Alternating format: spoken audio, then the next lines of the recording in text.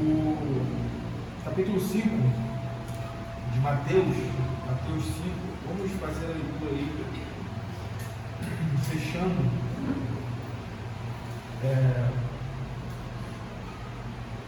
esse estudo, fazer a leitura do verso 1 até o verso 10. Na verdade, até o verso 12, né? Fechando aí a compreensão disso. Na próxima estudo, nós vamos falar aí sobre o anexo, que são os versos mais antigos, tá? Versículo 1, capítulo 5, diz assim: vendo Jesus as multidões, subiu ao monte para se sentasse. Aproximaram-se os seus discípulos, e ele passou a ensiná-los, dizendo: bem-aventurados os humildes de espírito, porque deles é o reino dos céus. Bem-aventurados os que choram, porque serão consolados. Bem-aventurados os mansos, porque herdarão a terra. Bem-aventurados os que têm fome e sede de justiça, porque serão fartos. Bem-aventurados os misericordiosos, porque alcançarão misericórdia. Bem-aventurados os limpos de coração, porque verão Deus. Bem-aventurados os pacificadores, porque serão chamados filhos de Deus.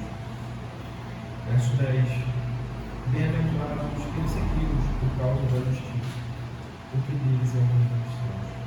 Bem-aventurados sois quando, por minha causa, vos injuriarem e vos perseguirem, e mentindo disserem todo mal contra vós, e regozijai-vos e exultai, porque é grande o vosso reino dos céus. Pois assim perseguiram os profetas que vieram antes de vós. Irmãos, nós temos visto até aqui essa obra magnífica, né? A graça do Senhor, essa obra poderosa operada no coração do homem, dando uma nova disposição a Ele, trazendo uma nova disposição, uma disposição para agradar a Deus, para viver em conformidade com a vontade de Deus, em justiça, né? Podemos viver pela justiça do reino, né? Esse é o ponto. Nós temos visto essa sequência, né? Parece que cada bem-aventurança é uma peça, né? Dessa imagem do homem feliz, do homem bem-aventurado, esse homem lavado, né? Pelo sangue de Cristo, alcançado pela misericórdia do Senhor, é encaixado, né? Cada bem-aventurança vai encaixando essa peça aí. Então nós podemos ver nessa progressão essa obra magnífica da graça, trazendo aí essas realidades diante de nós. Nós falamos dessa graça nos tornando livres, contritos, mansos, sedentos pela justiça, misericordiosos, puros de coração, pacificador.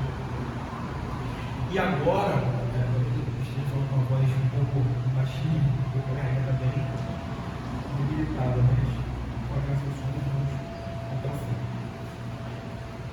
E agora, nós vamos passar a observar esse homem bem-aventurado, esse homem humilde, esse homem comprido, esse homem manso, esse homem sedento pela justiça, misericordioso, puro de coração e pacificador, como nós vimos na última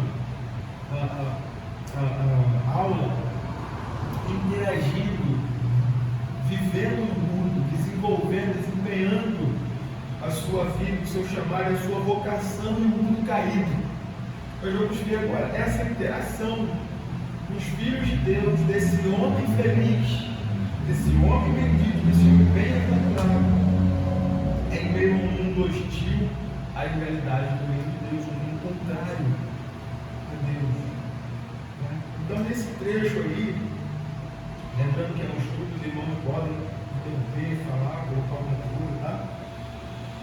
Nesse trecho, nós vamos ver como os crentes viverão nesse mundo como consequência de serem recebidos na família de Deus e de estarem sendo transformados diariamente à imagem do seu Senhor. Então é isso que nós vamos tratar aqui nessa primeira parte. Bem-aventurados os perseguidos por causa da justiça. Muito bem, o clímax das bem-aventuranças, aqui nessa última bem-aventurança, parece soar como algo contraditório, não é? Porque a impressão que passa aqui nessa progressão, nessa construção do homem bendito, do homem feliz, é que ele fosse alguém que seria aceito e amado pelo mundo. Então é por isso que a gente vê aqui, parece que o clímax das bem-aventuranças parece soar como contraditório. Do auge, nós somos levados de volta ao início. E é nos dito que seremos perseguidos, e mais uma vez, como na primeira bem-aventurança, Deus nos promete seu reino. Como lá no início de tudo é prometido o reino, aqui mais uma vez se insere essa realidade. No verso 10, então, como nós falamos, Jesus ele vai encaixar essa última peça da imagem que identifica os verdadeiros crentes com sua familiaridade e semelhança com Cristo. Lembra que nós vimos na semana passada essa realidade aqui de semelhança? Então aqui ele encaixa, ele aplica, na verdade, essa realidade dessa pessoa que é como o seu Senhor, que é como Deus, vivendo nesse mundo. E ele também traz aqui uma realidade não somente desses que estão ali na sua audiência presente, mas de todos aqueles que se identificam com Deus, que vieram antes deles. Então ele vai trazer aqui essas realidades. Nos versos 11 e 12, que serão o nosso alvo na próxima aula, nós vamos perceber que é bem possível que Jesus ele reconheça quão surpreendente essa realidade contracultural tenha soado aos ouvidos dos discípulos. E é exatamente por isso que ele aplica a realidade do sofrimento aqui. Exatamente por isso que ele traz, é como se ele estivesse assentando aqui a compreensão do que ele havia ensinado até agora, como a marca distintiva dos que são verdadeiramente felizes, daqueles que são filhos de Deus e herdeiros dos bens eternos. Irmãos, o ponto aqui é que nós nunca podemos esquecer o que bem-aventurado significa. E talvez esse tenha sido o propósito do Senhor. No auge da coisa, ele chama essa realidade e aplica isso para a vida deles, para a condução deles. Então nunca podemos esquecer o que ser bem-aventurado significa. Feliz, ou mais que feliz. O que Jesus está dizendo aqui é exatamente isso. Felizes são os perseguidos por causa da justiça. Felizes são esses que são perseguidos. E aí, nós devemos nos lembrar do paralelismo entre as 4 primeiras bem-aventuranças. Lembra? Nós colocamos ali até no slide esse paralelo. Nós devemos nos lembrar dessas 4 primeiras e as 4 últimas bem-aventuranças. Assim, a 8ª, no caso é essa, tem relação com a 4ª, que estabelece que bem-aventurados os que têm fome e sede da justiça, porque serão saciados. E é interessante aqui a gente perceber que dentro da estrutura apresentada até a 7ª bem-aventurança, a ideia que poderia ser nutrida, como nós pincelamos já, a ideia que poderia ser nutrida na mente deles, na mente dos seus discípulos, sobre esse homem feliz, sobre esse homem bem-aventurado, é que ele seria uma pessoa benquista, uma pessoa amada, né? Uma pessoa que seria recebida de braços abertos pelo mundo e desejada pelo mundo. Afinal de contas, essa é a exata figura de homens e mulheres que o mundo precisa, né? Então parece que essa construção aqui exatamente toca nesse ponto. Jesus vai mostrar mais uma vez como a realidade do reino de Deus é completamente oposta a esse mundo caído.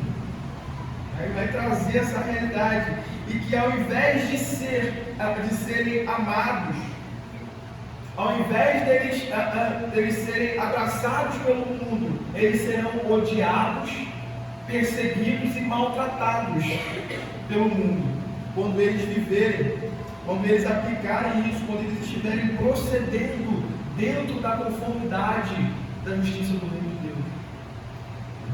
Então, mais uma vez, ele aponta para essa realidade contracultural. Vocês serão odiados, vocês serão perseguidos, né? E felizes serão quando isso acontecer, por causa da justiça.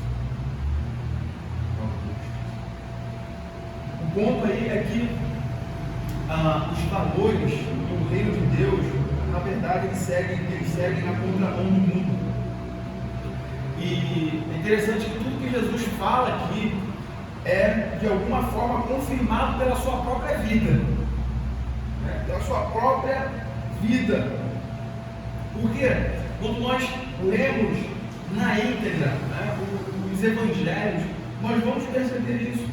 O único homem verdadeiramente justo, o único homem verdadeiramente santo que o mundo viu, né, que não conheceu o pecado, que andou em verdade, que andou em justiça e retidão, o que o mundo fez? O mundo odiou. Ele foi morto da forma mais cruel e vergonhosa, pendurado em madeiro. É símbolo de maldição. O homem justo e santo que viveu integralmente e totalmente pela justiça do reino, ele não foi ovacionado pelo mundo, ele não foi amado, ele foi odiado por aqueles que estão nesse mundo e vivem dentro do padrão caído desse mundo, né? Então, uma colocação aqui que nós já podemos fazer para nós, tirar aqui para a nossa vida, é o seguinte: nós, é bom que nós nos identificamos como membros da família do pacto, como o homem bem-aventurado aqui, né, que estamos nos identificando com essas realidades aqui, saibamos com toda certeza que a perseguição e o sofrimento, eles fazem parte da vida cristã. Tá? Eles fazem parte da nossa caminhada cristã, eles fazem parte da nossa vida. Isso é importante nós tocarmos aqui, porque às vezes a gente pinta uma ideia, talvez vinda aí muito dessa construção carismática, né, que surgiu aí, de que a partir do momento que nós entramos nos portões do reino de Deus, nós seremos livres dos problemas, da dificuldade, da perseguição, da dor e do sofrimento, como se ser crente fosse o símbolo da maior leveza e tranquilidade e livres de qualquer dor, perseguição ou sofrimento. Na verdade, o ponto aqui é que essas coisas, o sofrimento, a dor, a perseguição, elas fazem parte de quem nós somos. Elas estão ali presentes na vida cristã. Elas são os instrumentos por meio do qual os eleitos têm sido aperfeiçoados à semelhança do seu Senhor, e aprendido a colocar, o irmão Vitinho falou aqui agora sobre isso. O texto que ele leu aqui foi bem específico apontando para isso. Por quê? A dor, a perseguição, a tribulação, o sofrimento, eles ensinam, eles têm essa função didática de levar o crente, levar o Filho de Deus a exercer a sua fé em Deus somente, e a tirar a sua esperança de si mesmo, dos seus recursos, dos homens, né? E a olhar para Deus, a esperar em Deus, a confiar na sua providência. Nisso eles são exercitados, nisso eles crescem no Senhor. Então, ao contrário do que muitos fazem e ensinam, de que nós devemos rejeitar isso, que não, sofrimento, o crente não pode sofrer, o crente não pode ser perseguido, o crente não pode passar por tribulação, o crente não pode passar por isso, o crente tem que ter aquela vida folga da minha alma. Isso não é contra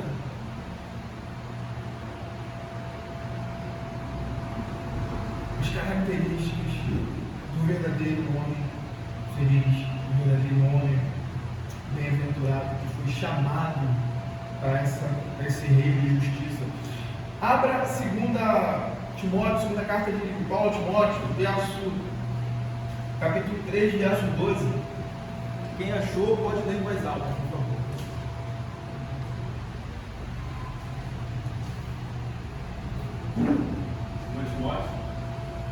2 Timóteo 3, 12.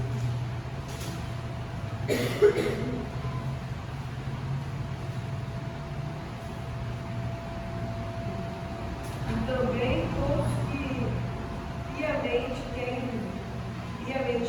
viver em Cristo Jesus padecerão perseguições. Veja, né? Ora, todos, quantos querem viver piedosamente em Cristo, padecerão ou sofrerão ou serão perseguidos.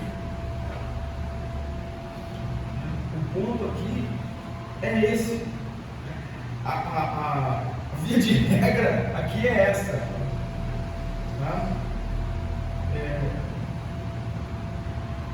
A gente sabe que pela bondade de Deus, que pela misericórdia de Deus, Ele nos concede tempos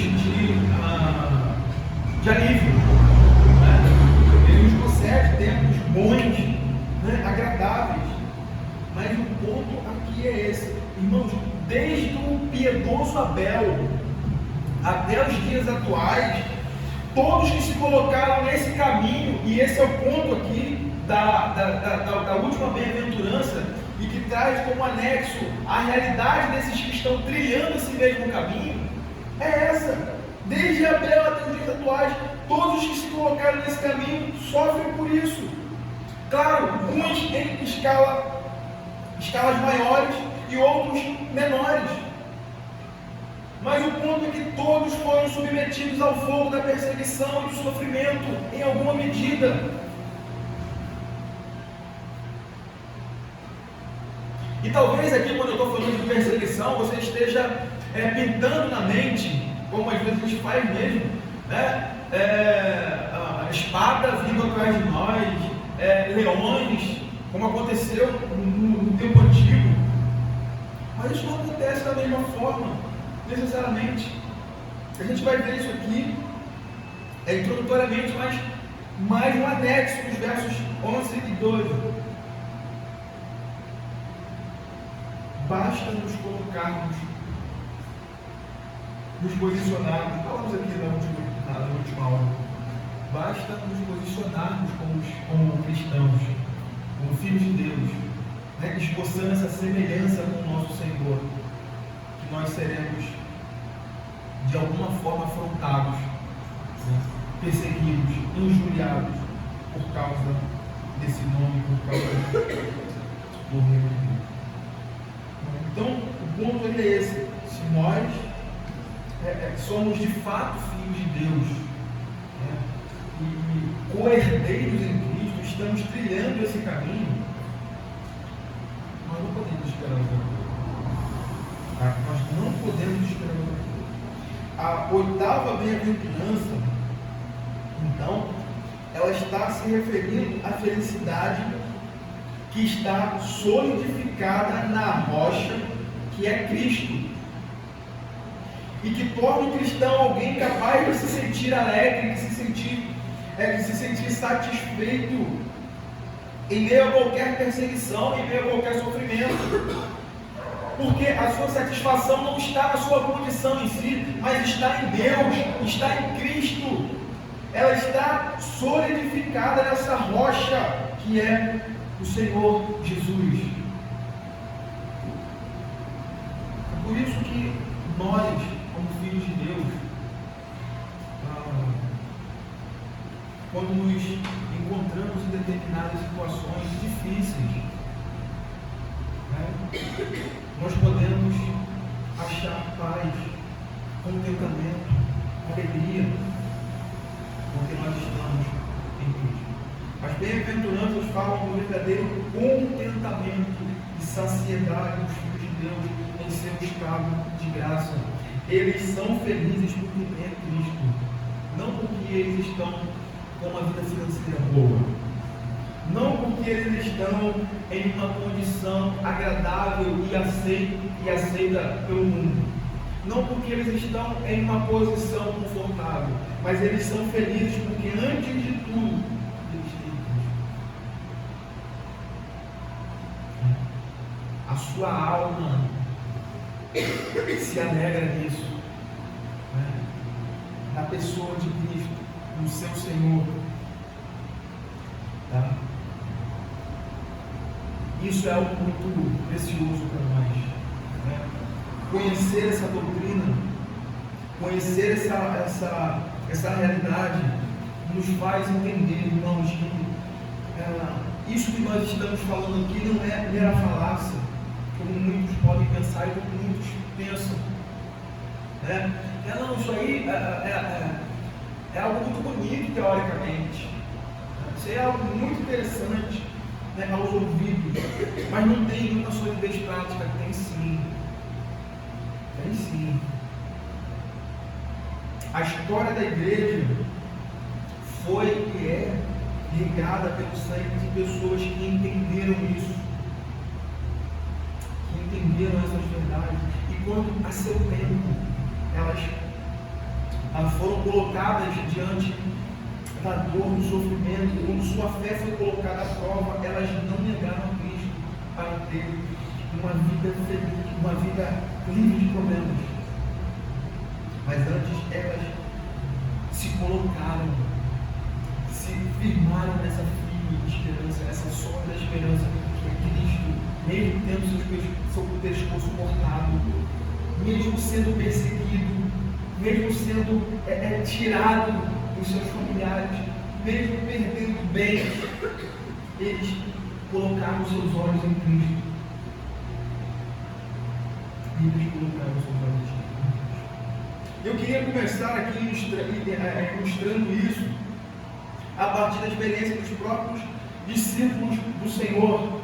Abra Atos 5, verso 40. O contexto aí é o contexto da prisão e açoitamento por pregarem o Evangelho. O contexto aí é um contexto onde eles estavam fazendo o reino de Deus avançar, a justiça desse reino alcançar os perdidos. Então eles são chamados, eles são presos, eles são açoitados por pregarem o Evangelho. Quem achou, por favor, leia, verso 40 a 41.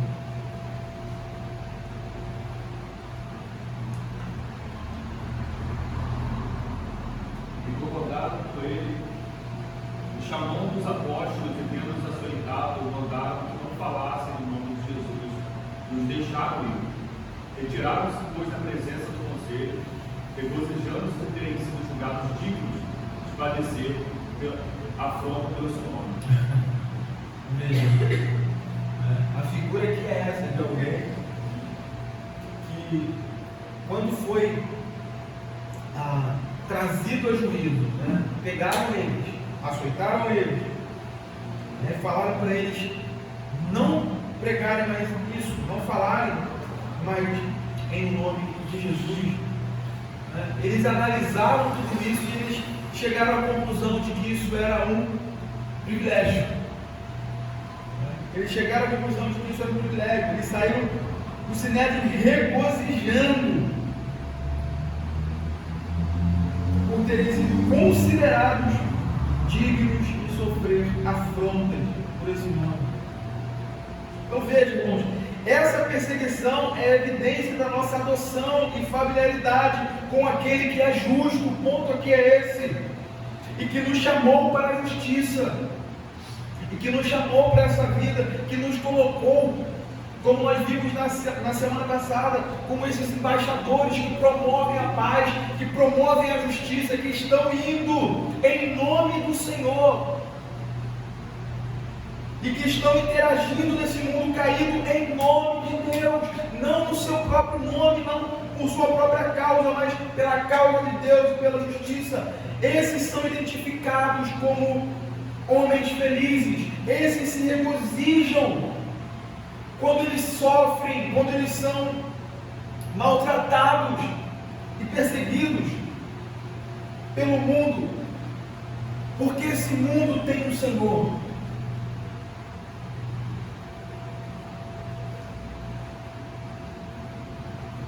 Príncipe deste mundo,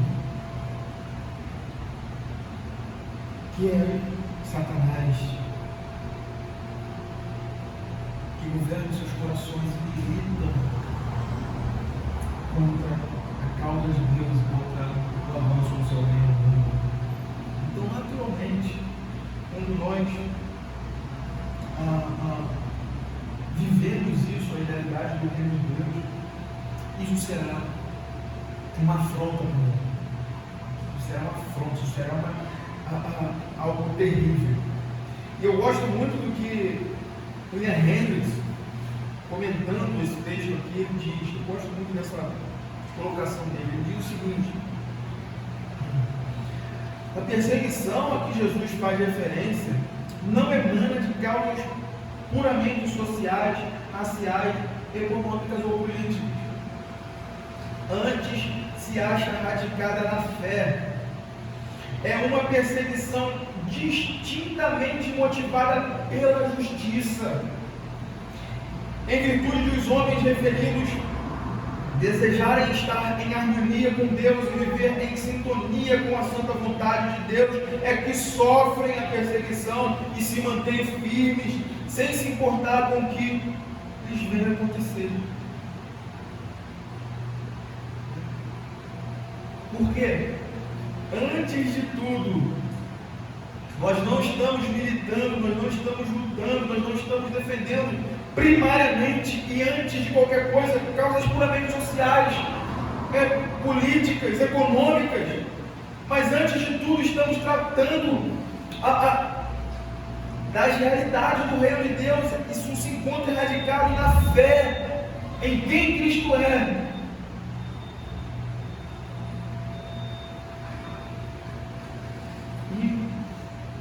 Naquilo que Ele requer de nós, naquilo que Ele demanda. Então é justamente por isso que nós nos firmamos e nós nos mantemos firmes, porque nós sabemos pelo que nós temos vivido e lutado. Os homens referidos aqui são aqueles que romperam com os valores desse mundo e abraçaram a justiça do reino dos céus. Eles romperam com os valores caídos. Eles não estão mais subjugados a esses padrões, mas eles agora estão ligados ao reino de justiça. E é exatamente nisso que consiste o ódio que o mundo nutre de nós. Exatamente por isso nós não valorizamos aquilo que o mundo valoriza, aquilo que o mundo persegue, aquilo que o mundo naturalmente ama e pratica, que é o mal. Mas nós não amamos isso. Então nisso consiste esse ódio, porque os ímpios não podem tolerar os que aos olhos de Deus são considerados justos.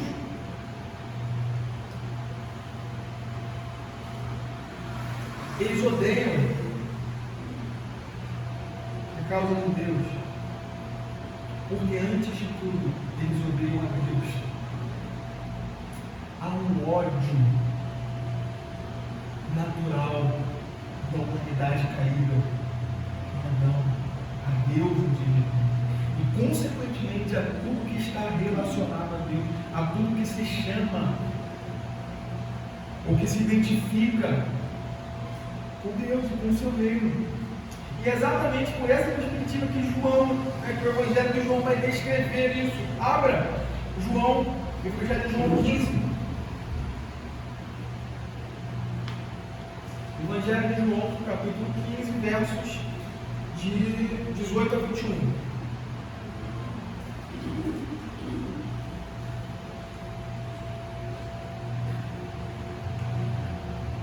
E achou, pode ler.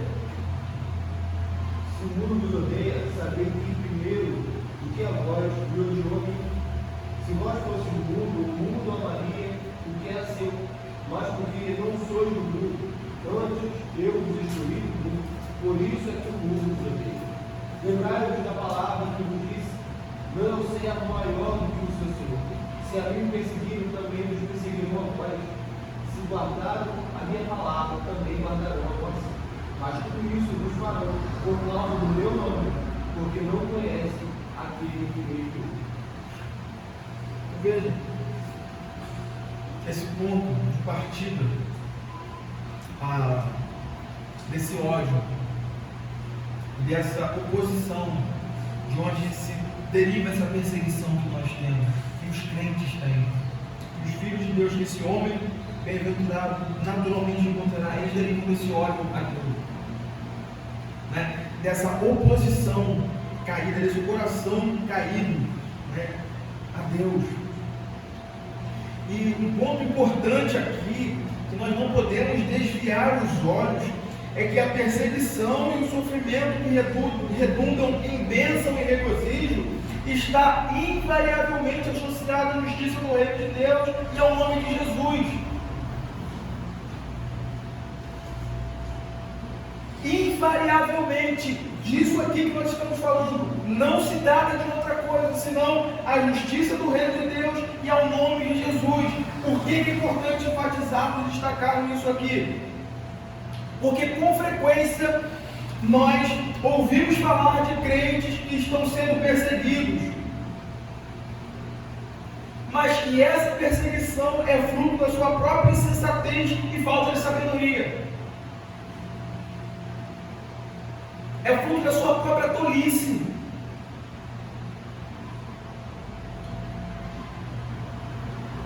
Abrindo aí, né? Aqui a gente tem um leque bem amplo. Porque às vezes as pessoas pintam que é sofrer pela causa do reino de Deus, pintam uma ideia do que é padecer pela causa de Deus. Nós começamos a falar isso semana passada, lembra?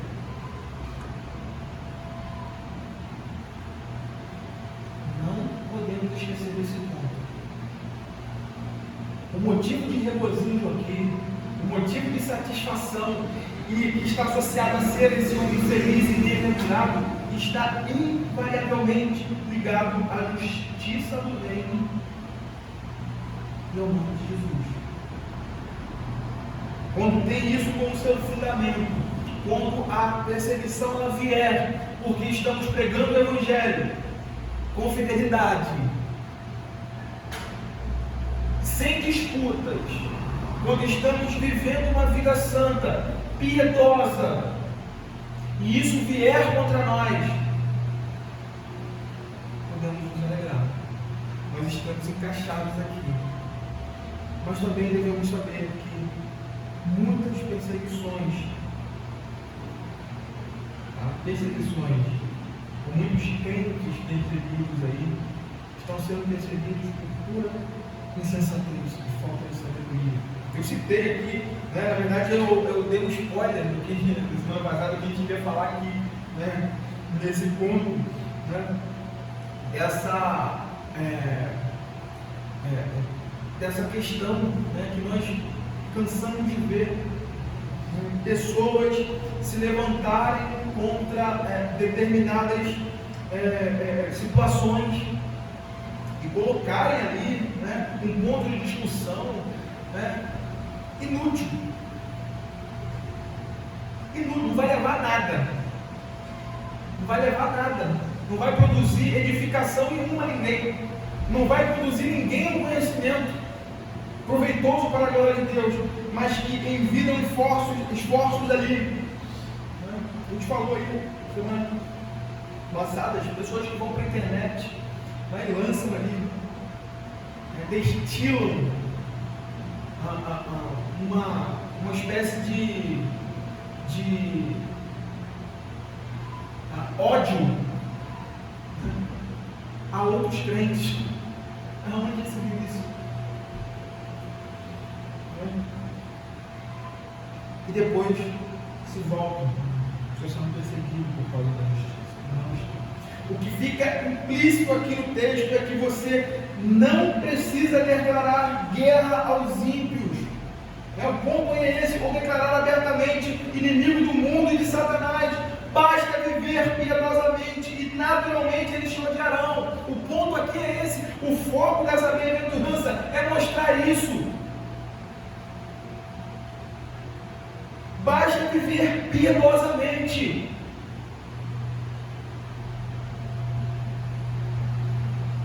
E é importante que a gente entenda isso, que o cristão aqui descrito não é aquele que busca contenda. Essa bem-aventurança está na sucessão da que vimos, que é bem-aventurado os.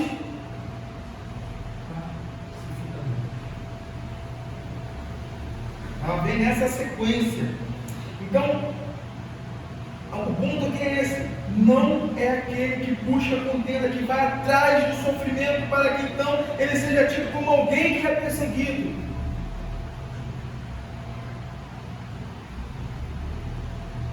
O que está sendo ensinado aqui não é a doutrina da autopiedade, do homem que procura o mal por sua própria estupidez, para que depois então ele possa se exaltar, ou exaltar a sua condição de perseguido. Tá? O homem bem-aventurado aqui é aquele que apresenta as normas do reino de Deus em seu procedimento santo. Não vai chamar atenção. O homem bem-aventurado aqui é aquele homem que, se livrando das infâmias, se livrando daquilo que pode trazer desonra ao seu Senhor, é aquele homem que, sendo fiel e leal ao Evangelho, se submetendo a Cristo no mundo, são perseguidos. Eles são maltratados e sofrem por viverem piedosamente. Irmãos, estejam certos disso. Estejam certos que isso basta para sermos odiados e perseguidos pelo mundo.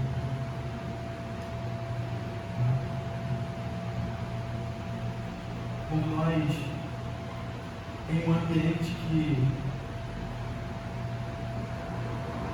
não conhece a Deus, não honram a Deus, quando nós nos colocamos como essas pessoas que promovem a paz, que promovem a justiça no reino de Deus, quando nós nos colocamos como essas pessoas,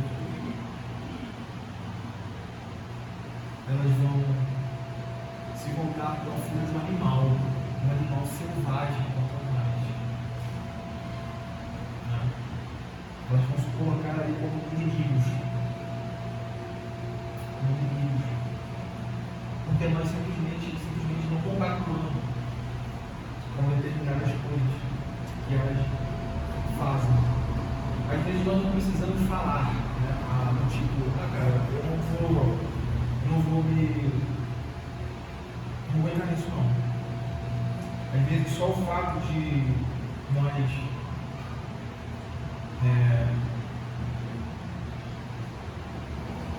guardarmos o nosso bom testemunho ali quietinho, isso já vai soar como uma reprovação, né?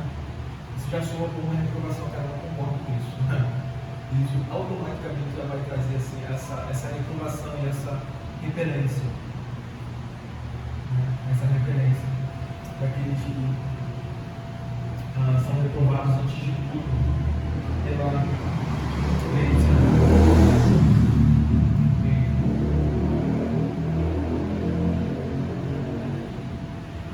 Nesse sentido, irmãos, quando nós formos rodeados por perseguidos e sofrermos, nós podemos dizer com toda segurança: bendita perseguição.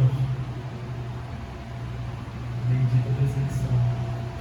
Porque nisso nós estamos, de uma forma muito graciosa, recebendo essa dádiva de estarmos alinhados com aqueles que caminharam essa carreira, né, e sofreram pela causa do reino, que permanece.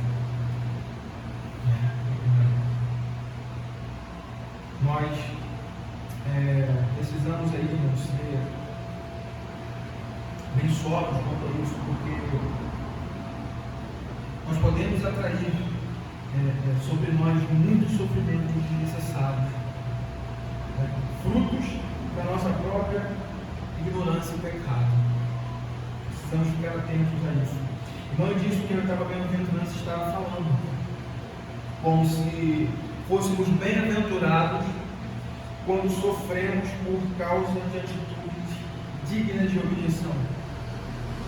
Na semana passada, a irmã Jéssica colocou uma pergunta muito relevante. Como nós estamos no ambiente de trabalho, em algum ambiente que alguma pessoa ela foge daquele padrão, ela está contrária ao que é esperado ali, como nós devemos reagir sempre essas pessoas que promovem a paz, mas que também não abrem mão da verdade da justiça. Então nós devemos colocar aqui exatamente isso.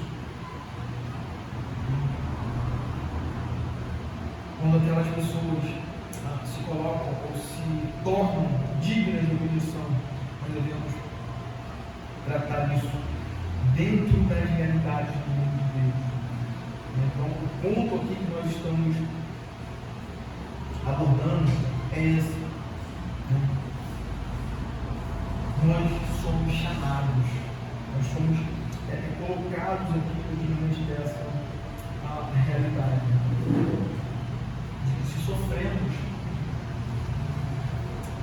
se somos perseguidos, se padecemos perseguições, é porque nós estamos lutando pela causa de Deus, pelo nome do Senhor e pela justiça do seu reino, e não pelas nossas próprias tolices.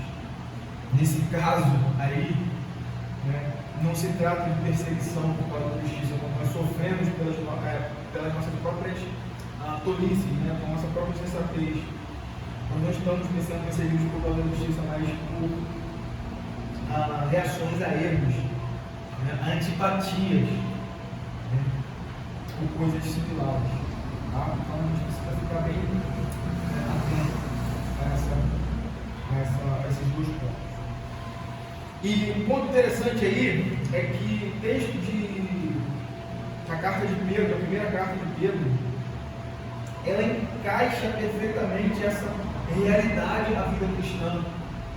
Mas parece que é uma interpretação disso, de alguém que ouviu esse ensinamento de Cristo e que aplica isso à vida comum, à vida diária, à vida da igreja. Veja, abra 1 Pedro 4, 14 a 19. Abra para acompanhar, eu mesmo vou ler. Pedro, 1 Pedro 4, de 14 a 19.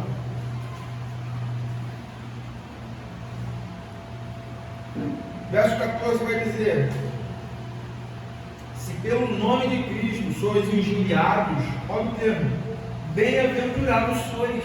Então veja a causa condicional aqui, ó.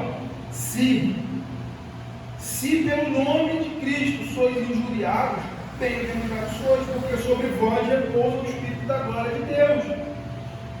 E o verso 15, que resume basicamente isso que nós estamos falando de forma muito precisa: não sofra, porém, nenhum de vós como assassino, ou ladrão, ou malfeitor, ou como quem se intromete em negócios de outrem. Mas se sofrer, mais uma vez, como cristão. Então, o apontamento aqui, só uma pausa aí. O apontamento aqui dessa condição está ligado à causa de Deus. Sofrer como cristão aqui é exatamente isso. Pelo nome de Jesus e pela justiça do reino de Deus. Se sofrer como cristão, não se envergonhe disso. Antes, glorifique a Deus com esse nome. Irmãos, nós somos chamados a glorificar ao Senhor por meio do sofrimento, por meio da perseguição. Esse é o ponto aqui, verso 17. Porque a ocasião de começar o juízo pela casa de Deus é chegada. Ora, se primeiro veio por nós, qual será o fim daqueles que não obedecem ao Evangelho de Deus? E se é com dificuldade que o justo é salvo, onde vai comparecer o ímpio? Sim, o pecador. Verso 19. Ponto aí, ó. Por isso também os que sofrem segundo a vontade de Deus encomendem a sua alma ao fiel Criador na prática do bem. O ponto aqui é exatamente esse: sofrer segundo a vontade de Deus. Sofrer segundo a vontade de Deus é sofrer por causa da justiça do reino e não por nossas próprias questões, não pela nossa própria insensatez. Esse homem é feliz. O ponto é esse: esse homem é feliz porque nós estamos recebendo a graça, ou como os discípulos colocavam, o privilégio de sofrermos por esse mundo. Porque outros vieram nessa mesma pegada. O Senhor se agraciou em honrá-los, com a sua assistência nesses momentos, de ter essas pessoas como mordomos, como pessoas que estão ali servindo o reino e por isso sofrem. Isso é um privilégio, isso é motivo de regozijo. Sofrer pela causa de Deus. Bem-aventurados perseguidos por causa da justiça, porque deles é o reino do céu. O ensino que nós temos aqui é este: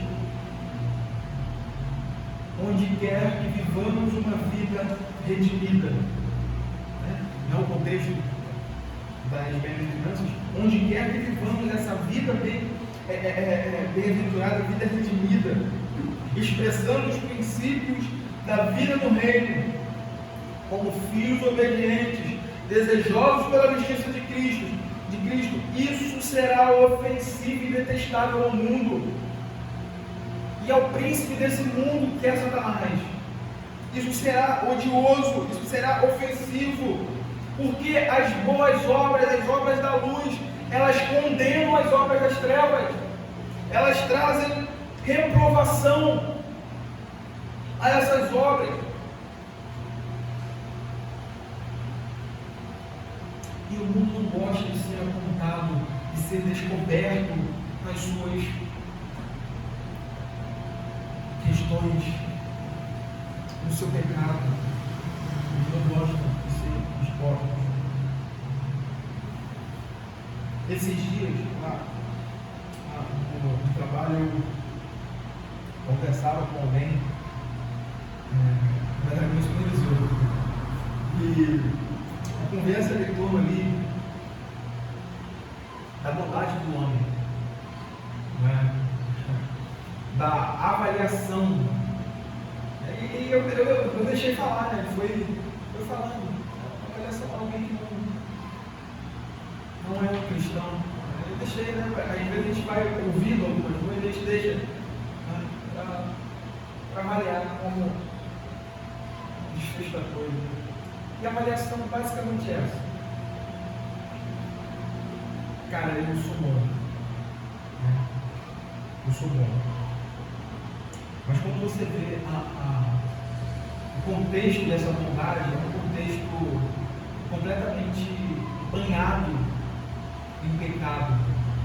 Ele não tem um padrão, né, de justiça e de verdade com que ele se oriente.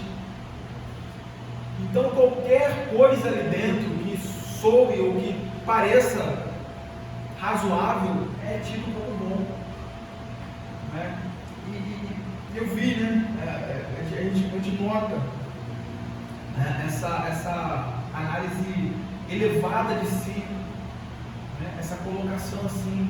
E quando o Evangelho chega, quando a pregação do Evangelho, quando a voz do Evangelho chega e reprova aquilo que ele tem como algo muito bom, isso é decepcionante, isso é ofensivo demais.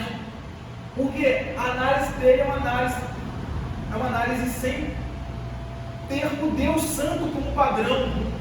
É uma análise sem ter os preceitos de Deus, a justiça de Deus, a santidade de Deus, o caráter de Deus como padrão. Então ele se avalia com aquilo que está no nível dele ou abaixo dele. Às vezes ele se acha muito bom. E quando você chega com o Evangelho, você prega e vê a miséria dele, isso é algo terrível. Isso é algo assim, sabe, maldoso. Isso é algo maldoso. Você não pode me enxergar assim. Você não pode dizer que eu sou assim. Porque vejam, eu não mato ninguém, não matei ninguém, não roubei ninguém. Eu não fiz isso, eu não fiz aquilo. Não, mas ela diz um pouco disso.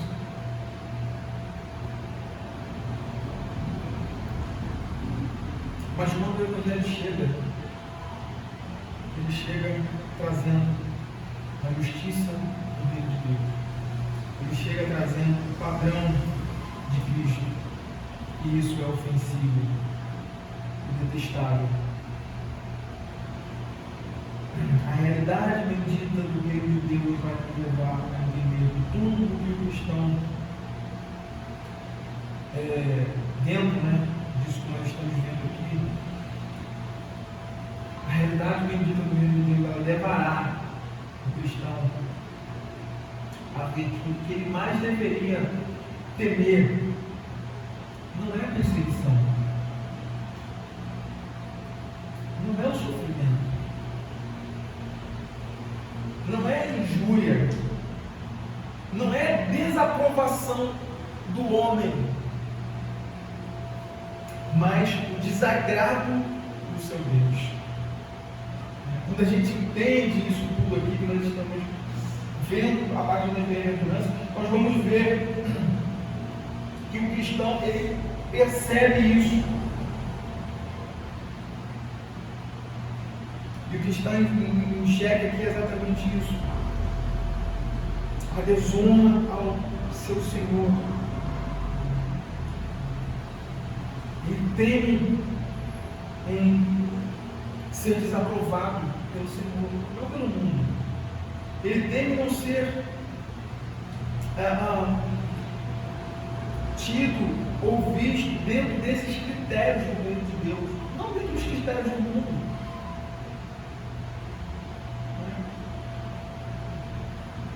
Tem um texto, se eu não me engano, é o que vem, é um texto muito conhecido, acho que eu não anotei aqui.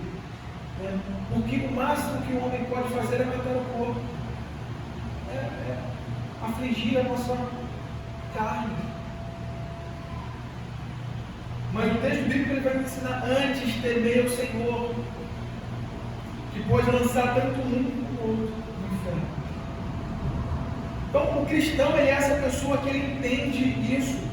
Ele está diante dessa realidade do ser de Deus, de quem Deus é, e de sua justiça, e de como ele requer que o homem se porte, que o homem se conduza diante dele.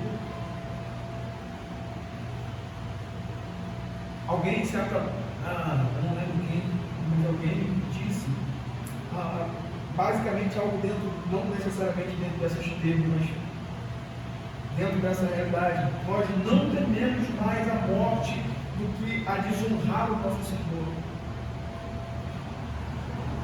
Nós não tememos mais a morte do que isso, do que a desonra do nosso Senhor, do que viver uma vida contrária, a fim de sermos louvados pelo mundo, a fim de sermos aceitos pelo mundo, e estarmos numa boa relação com o mundo enquanto com Deus.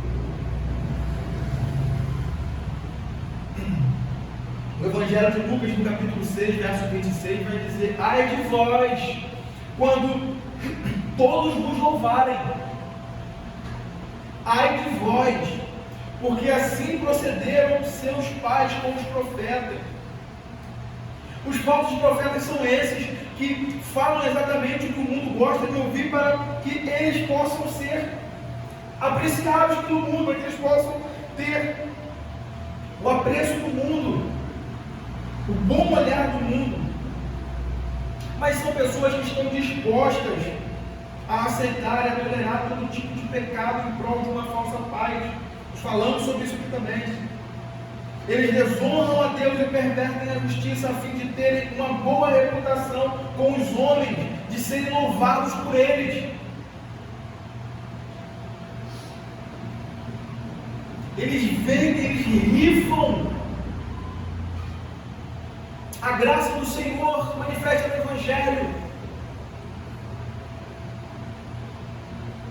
E a afirmação do Evangelho é diametralmente oposta. Ele vai nos ensinar que o caminho que nos conduzirá aos céus é um caminho muitas vezes solitário, é um caminho de solidão, é um caminho de poucas companhias. Não é um caminho com aplausos com a grande multidão. Não é um caminho que muitos amam e querem estar ali. Não é um caminho de aplausos, não é um caminho de oba-oba. Mas é um caminho de aperto, é um caminho solitário, é um caminho que poucos trilham por eles. Veja Mateus 7, 13 a 14, vai dizer assim: entrai pela porta estreita, larga é a porta, espaçoso o caminho que conduz para a perdição. E aí vem o ponto: e são muitos os que entram por ela. E o verso 14: porque estreita é a porta e apertado o caminho que conduz para a vida, e são poucos os que acertam com ela. São poucos. Nós devemos olhar para essa realidade aqui e nos alegrarmos e temermos ao mesmo tempo. Temermos. Porque o motivo de alegria e regozijo está em que o Senhor nos deu graça para isso. Para estar nesse caminho apertado, nesse caminho de dor, perseguição e sofrimento, porque são poucos.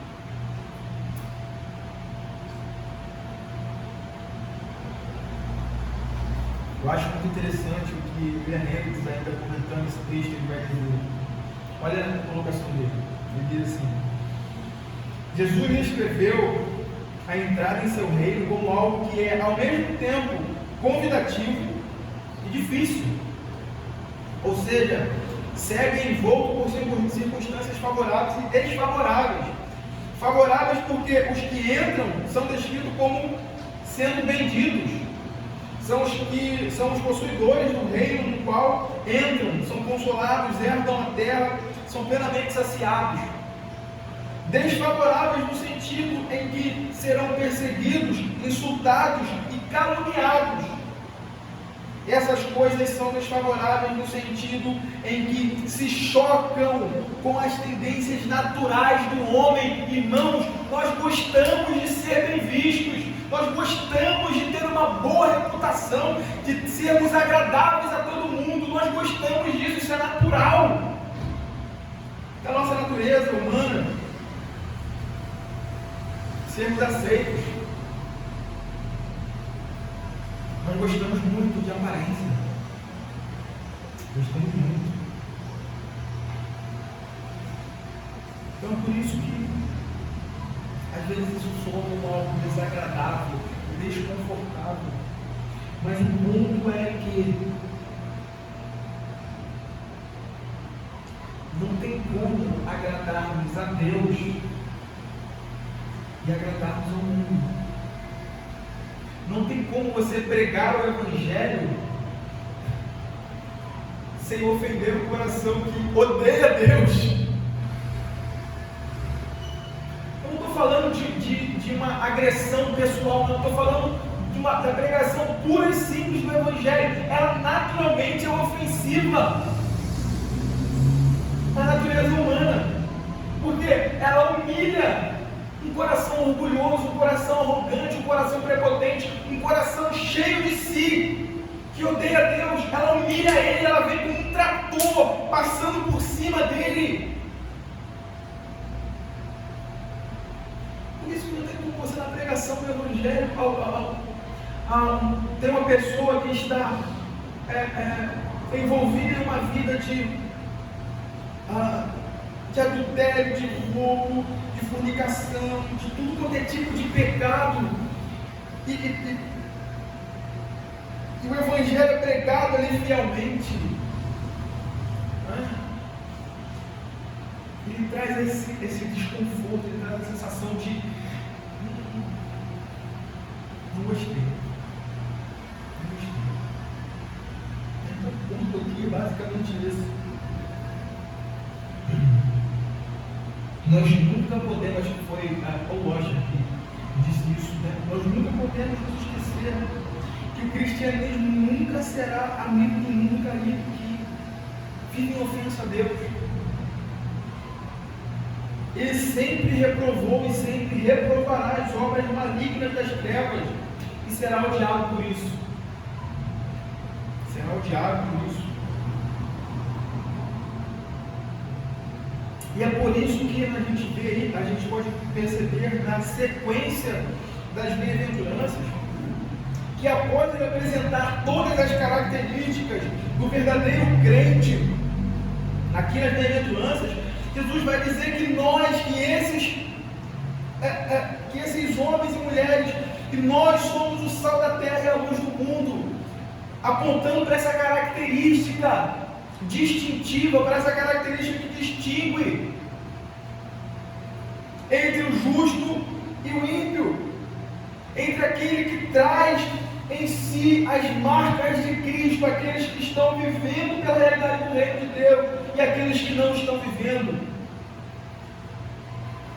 E o ponto é esse: nós perdemos essa propriedade de sal e de luz do mundo, nada mais nos restará. E é por isso que a perseguição aqui é inserida como uma marca que distinguirá entre o verdadeiro crente e o falso crente.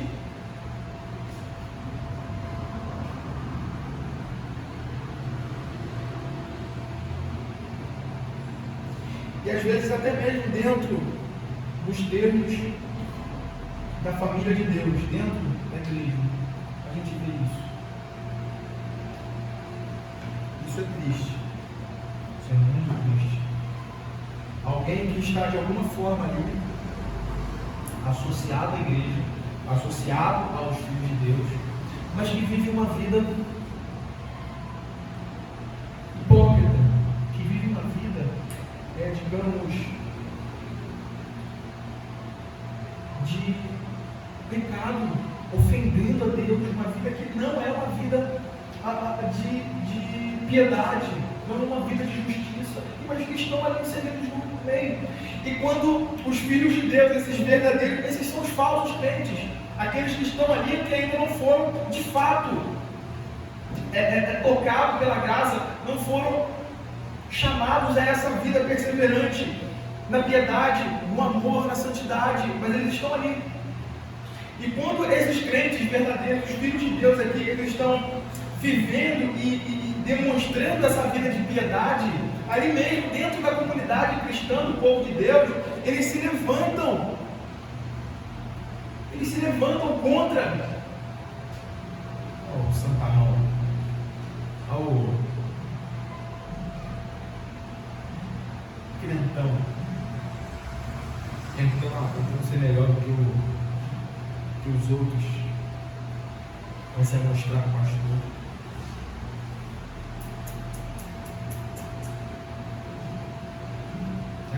Isso é triste, isso é terrível. E é por isso que a perseguição aqui é inserida como essa marca e distinguirá entre o verdadeiro crente e os falsos, mostrando que o Senhor Ele conhece os que são seus. Esses homens e mulheres que, sem hipocrisia, tá? Sem falsidade, eles estão vivendo aqui nesse mundo, eles estão desenvolvendo suas vidas pela justiça do mundo. Eles estão promovendo o reino de Deus para a glória do nome do Senhor, não para a sua própria glória, mas para a glória de Deus. Irmãos, alguém quer falar alguma coisa? Quer colocar alguma coisa? Pode falar, tá? É interessante que você disse, a verdadeira coisa diz que o verdadeiro sofre por causa da justiça. Está pensando que, claro que é antinatural ao homem buscar uma felicidade que não seja situacional, circunstancial. Colocar a felicidade situacional pelo sofrimento. Isso é difícil por natural. Mas nós aqui, no século XXI, ainda temos uma tentação, uma tentação pior, porque antes a tentação foi que a agrícola teve que trabalhar muito a não ser os aristocratas, mas assim foi uma vida em que o conforto não era presente. Toda a história do mundo, o conforto nunca foi algo presente. Eu vivi isso na sua vida, eu fui até lá na Petrópolis, lá no Imperial, e estava lá o show do imperador.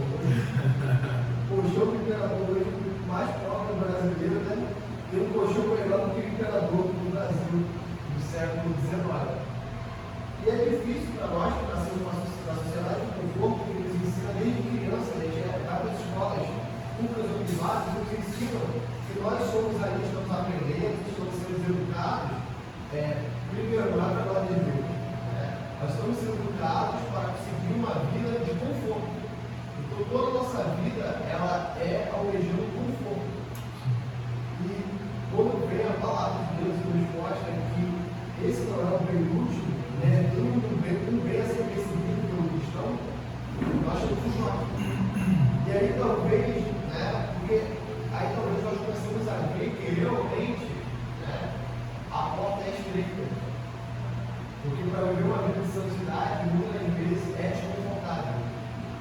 Porque, como você disse, a maioria de começa na perseguição, só na espada, nos leões, uma vez a gente pensa no sofrimento, somente na questão de ser como Paulo, Um câncer, um câncer, ou um passador de verdade, teve mesmo com Paulo, aos evangelhos, mas muitas vezes é se colocar numa situação por causa da piedade, por causa da justiça de Deus, tem que vai gerar desconforto da família.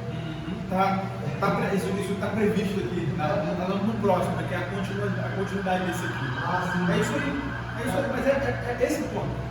Aí a você ter uma vida em que muitas vezes você vai ganhar menos e uma série de Muitas vezes vai perder mesmo. muitas vezes você vai perder, muitas vezes você vai ser estudado como fracassado, porque o mundo nos odeia, a gente leu, o mundo nos odeia, porque nos deixa pelo Cristo. Então o cristão ele tem que, se ele buscar uma vida, como você disse, de servir o Cristo na sociedade, ele já se perdeu. Já se perdeu. Porque o sofrimento está ligado à bem-aventurança, que é o caso que a gente sofre, que é uma felicidade, isso está ligado a ter Cristo como nossa única esperança, como nosso único motivo de alegria, a ponto de fazer como o apóstolo, se alegrar enquanto sofrer pelo nome de Cristo. A ideia ali é que ele supera, né? Todo sofrimento que a gente vem a ter aqui, ou perda, ou enfim, dor, perseguição, afronta, né? A ideia é de que ter Cristo supera. Isso é a maior alegria e satisfação de todo crente. Tá? E eu falei lá no começo que isso não é uma coisa utópica, né? Isso não é uma coisa que não. Né? Isso está no nosso dia a dia. Né? Isso está na nossa vivência. Porque nós diariamente experimentamos fracassos, né? Pessoais, né? Questões que às vezes nos tiram o chão, nos tiram às vezes até a tranquilidade, mas sabemos que nós temos algo no que esperar, né? Isso nos produz uma paz que nós não conseguimos dizer, externar. Se nós fôssemos falar ao mundo, um mundo que vive no caos, né? Eu tiro como exemplo esse momento de incerteza que nós vivemos na virada do ano, né? Com a situação no Brasil, com tudo que estava acontecendo.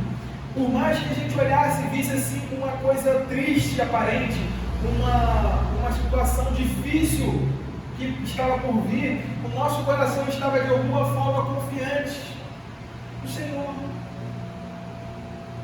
Né? A nossa esperança não está aqui, não está no homem, não está na circunstância, não está no bem e simplesmente numa felicidade qualquer, mas está em Cristo. Ele é a nossa verdadeira felicidade. Então, é isso que você falou. Né? Ele supera, né? Em todos os níveis tudo aquilo que a gente queria perder aqui. E a nossa caminhada cristã, se nós estamos trilhando essa jornada, saiba disso. Saiba disso. Nós fomos chamados para perder. Chamado para perder. Perder o quê? Perder a vida. Para ganhar em Cristo. Chamado para perder. O termo ali que é usado para se referir aos discípulos de Deus, quando eles enviam ao mundo, é testemunhas. Não é literalmente isso. Aqueles que se entregam à morte, martúrios ou martírios, aqueles que são entregues à morte, e que eles vão até as últimas consequências para pregar Cristo, para testemunhar Cristo. Então, a nossa chamada cristã é para a morte. A perseguição, ela marca isso. Nós vamos ver na próxima que aqui o estudo não termina aqui, tá? Eu vou parar aqui, mas ele é uma ligação, a gente não tem tempo para explodir, mas ele é o verso 10, que é a última bem-aventurança com o anexo dela, que é o verso 10 e 11. Não é uma bem-aventurança nem no 11, nem no 12, é o anexo dela. É a preocupação do Senhor em mostrar aos seus discípulos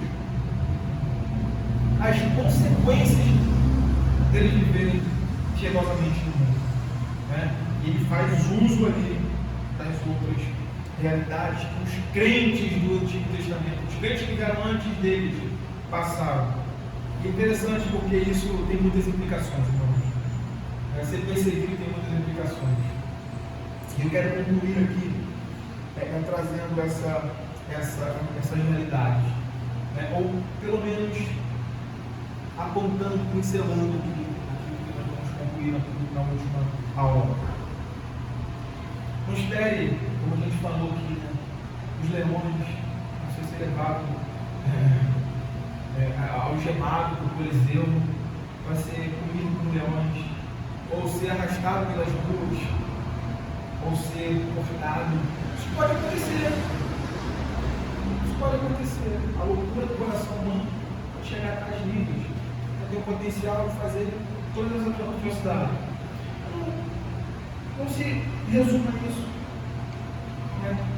Não se resuma nisso, se resuma a quando você, ainda que no seio da sua família, ainda que entre os seus melhores amigos, você se porte como um membro da família do Pai, um membro da família de Deus, que exale, que mostre essa semelhança com o seu Senhor. Sua família, certamente, muitos ali podem ter atos do diabo, de rejeitar, de maltratar.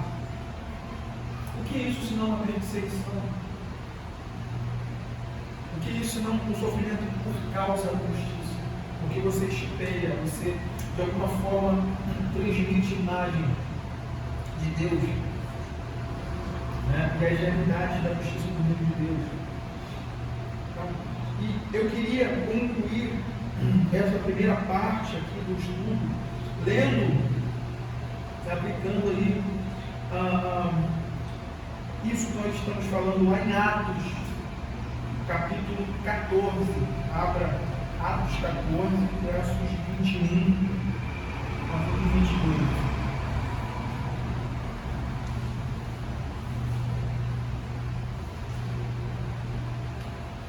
A fim de que o nosso coração esteja firmado no Senhor e nas promessas de que, na mais dura perseguição,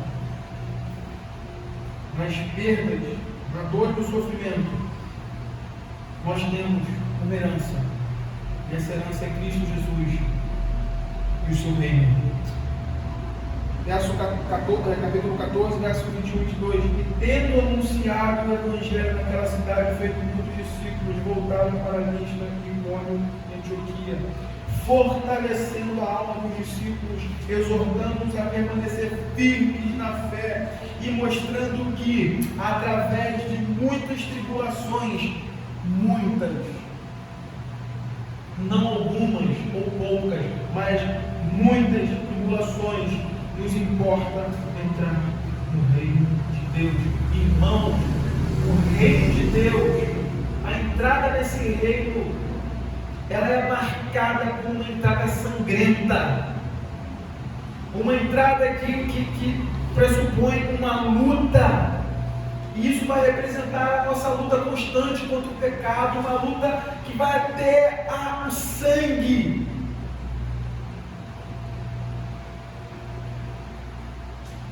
A fim de resistirmos, perseverarmos na causa do Senhor. Isso está invariavelmente ligado à entrada nesse reino, uma entrada sangrenta.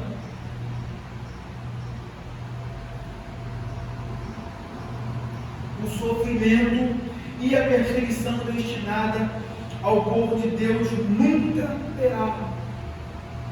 Esse é o consolo do nosso coração. Nunca terá o propósito de separá-los de Cristo, de negar-lhes o consolo da presença do Senhor com eles, ainda que andem pelo vale da sombra da morte. Nós devemos olhar para isso aqui e saber que nós somos assistidos pela providência de Deus na dor e no sofrimento. Nós somos assistidos pelas suas misericórdias.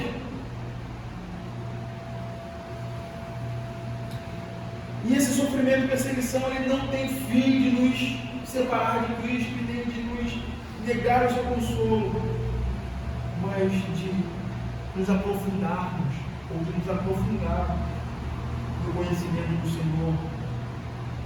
Ela serve exatamente ao propósito de unirmos unir-nos a Cristo em seu sofrimento. Nós não temos alguém que não tenha padecido e sofrido, né? Buscando exemplo aqui. E o propósito aqui é justamente esse, de nos unir a Cristo em seu sofrimento e firmarmos no seu amor pelo Senhor e na sua misericórdia. Essa misericórdia, esse amor que chega diariamente. Diariamente. Seja qual for a circunstância da perseguição e do sofrimento, que essa graça sempre estará martelando nos nossos ouvidos, os ouvidos dos benditos perseguidos, uma verdade, uma mensagem.